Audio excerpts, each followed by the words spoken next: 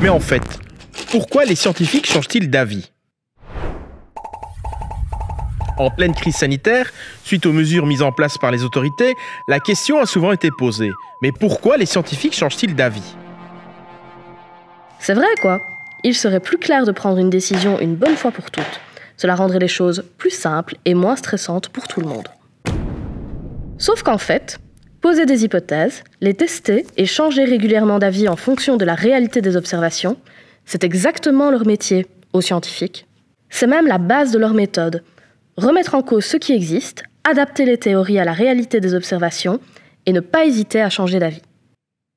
Ce qui paraît tout de même plus logique que de tordre les résultats pour faire entrer de force un truc rond dans une boîte carrée.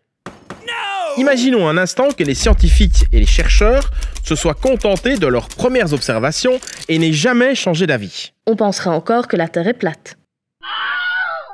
On guérirait la grippe avec une bonne saignée. Il n'y aurait ni vélo, ni voiture, ni télé, ni radio, ni téléphone, ni lave-vaisselle, ni machine à laver, ni... Quel monde étrange si les scientifiques s'étaient refusés à changer d'avis. Le souci principal auquel se sont heurtés les scientifiques durant la pandémie, c'est un souci de communication. Ils se sont retrouvés dans la situation difficile de devoir communiquer des incertitudes. L'aspect inédit de la propagation de la maladie, les symptômes divers, la complexité des traitements, la mondialisation des mesures mises en place, autant d'éléments qui ont fichu un fameux bordel. Alors que notre cerveau, lui en général, ce qu'il cherche, ce sont des réponses simples. Il déteste les incertitudes.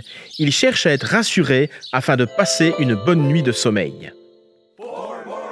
De plus, sans cesse tiraillés entre le monde politique avide de solutions équilibrées et les réseaux sociaux où fleurissait sans contrôle le meilleur comme le pire, les scientifiques se sont retrouvés au bord de la crise de nerfs.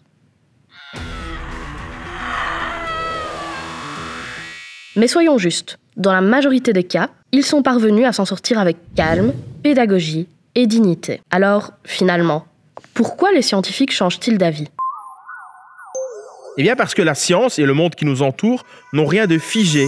Nous vivons dans un mouvement perpétuel, dans un univers de changement, lent ou rapide, de mise à jour de nos connaissances et heureusement, les scientifiques, grâce à leur vigilance et leur méthode, s'adaptent afin de nous éclairer de la façon la plus rationnelle possible sur la vie. Peut-être pourrions-nous parfois nous en inspirer pour nuancer notre vision du quotidien.